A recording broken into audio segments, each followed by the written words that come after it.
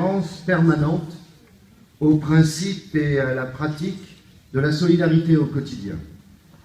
Notre attachement à la défense des droits des travailleurs handicapés est permanente. Elle correspond tout simplement à ce qu'on appelle la solidarité ouvrière, mais aussi à l'égalité de droits républicaine. La valeur d'égalité qui figure dans le triptyque liberté, égalité, fraternité. Quand on touche à la fraternité, quand on parle de la fraternité, c'est obligatoirement l'égalité de droits. Elle correspond tout simplement donc à cette solidarité indispensable. Je voudrais mettre l'accent sur 4 points particuliers. Premier, c'est la question du chômage. Alors que le chômage ne cesse d'augmenter dans notre pays comme dans les autres pays. Je rappelle que sur les 31 derniers mois, il y a eu 28 mois d'augmentation du chômage. Un chômage qui touche plus particulièrement les jeunes et ce qu'on appelle aujourd'hui les seniors, les plus de 50 ans. Il faut souligner que le chômage des travailleurs handicapés est toujours au double en termes de taux des travailleurs non handicapés, ce qui est, qu'on le veuille ou non, une forme de discrimination.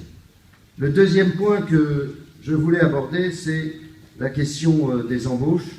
Et on sait très bien que ça a encore été confirmé ce matin, que de plus en plus, même si le contrat à durée indéterminée reste la référence dans le secteur privé, 86% des contrats de travail, de plus en plus d'embauches se font sous contrat à durée déterminée, qui plus est des contrats à durée déterminée très courts, de l'ordre parfois de quelques jours, moins de 10 jours en tous les cas. Et il faut là aussi relever que les travailleurs handicapés sont particulièrement victimes aussi d'une précarité croissante de leur contrat de travail. Un chiffre qui a dû être évoqué aujourd'hui, mais je le souligne parce qu'il est important. En 2012, il y a eu 38 400 nouveaux bénéficiaires de l'OETH qui ont été recrutés, mais c'est un chiffre qui était en baisse par rapport à celui de 2011. Et que, concernant les travailleurs handicapés, 36% des bénéficiaires de l'OETH étaient en CDD, 32% en intérim et 32% en CDI, avec là une baisse de 2 points sur un an. Donc une dégradation, là encore, de la situation et du type de contrat de travail des travailleurs handicapés. Et l'on doit en plus relever, concernant les travailleurs handicapés, une part au double, donc beaucoup plus importante, du temps partiel dans les CDI. Le troisième point que je voulais aborder, c'est que, et là il est positif celui-là, c'est que nous notons, et avec satisfaction, qu'à partir du 1er janvier prochain, donc du 1er janvier 2015, les accords devront intégrer l'inscription d'un plan de maintien de l'emploi dans l'entreprise. Ça va dans le bon sens. Mais, et j'ajoute tout de suite un mais, ce progrès est lourdement entaché par les ponctions budgétaires qui sont faites à la fois sur l'AGFIP et sur le fonds public, le FPIP. Je rappelle que chacun de ces deux fonds se voit amputé de 29 millions d'euros, à la fois pour l'AGFIP et à la fois pour le FPIP, sur les 3 ans à venir. Ça veut dire que le gouvernement, ce que nous cessons de dénoncer d'une manière générale, celui-ci comme les précédents, il n'y a pas en la matière de grandes différences, que ce soit avec la révision générale des politiques publiques ou ce qu'on appelle aujourd'hui la modernisation de l'action publique, coupe de manière régulière et importante dans tous les budgets de l'État, dans tous les budgets du service public, remettant ainsi en cause le service public républicain. Le fait que ces deux fonds, ces deux structures qui se consacrent à l'insertion, au maintien dans l'emploi des travailleurs handicapés se voient ponctionnés ainsi est tout simplement inacceptable. J'en profite d'ailleurs, puisque dans la tribune, puis que les chiffres viennent de tomber il y a maintenant moins d'une demi-heure, des élections, les résultats des élections dans les 3 fonctions publiques. Et j'ai le plaisir, mes chers camarades, de vous annoncer que Force ouvrière est la seule des 3 confédérations à grimper dans les 3 fonctions publiques, que ce soit la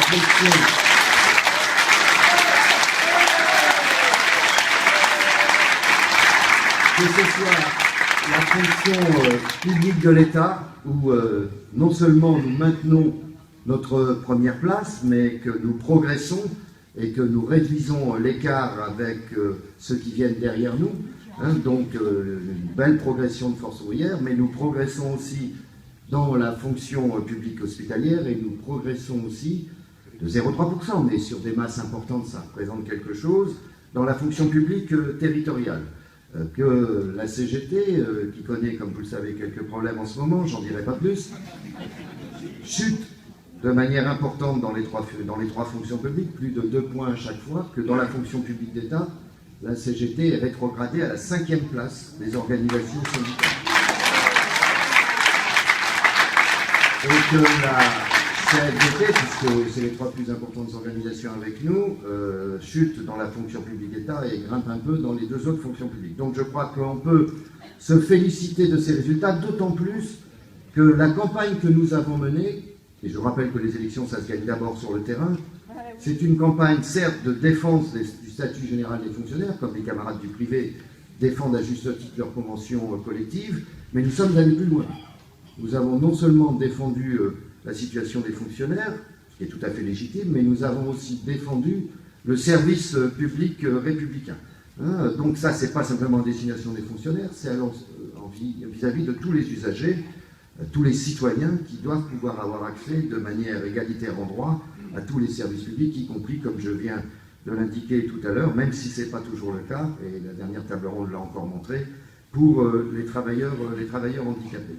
Donc un bon résultat qu'il faut mettre à l'actif, je crois, de nos positions et du travail de terrain, mais je peux vous indiquer aussi que dans le secteur privé, nous avons aussi aujourd'hui, en ce moment, de bons résultats. Je n'en citerai qu'un qui est un des plus récents, mais qui est important, c'est à Airbus, où vous savez que nous sommes la première organisation.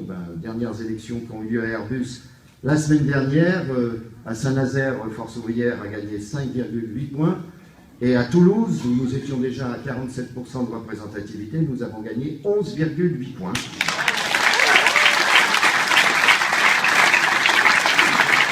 Et à Toulouse, par exemple, les 2 autres confédérations que j'ai citées tout à l'heure ne sont plus représentatives. Ça veut dire que les salariés savent aussi reconnaître à la fois le travail fait par les militantes et les militants FO et ce qu'est réellement l'indépendance syndicale et la liberté syndicale à laquelle nous sommes tous profondément attachés.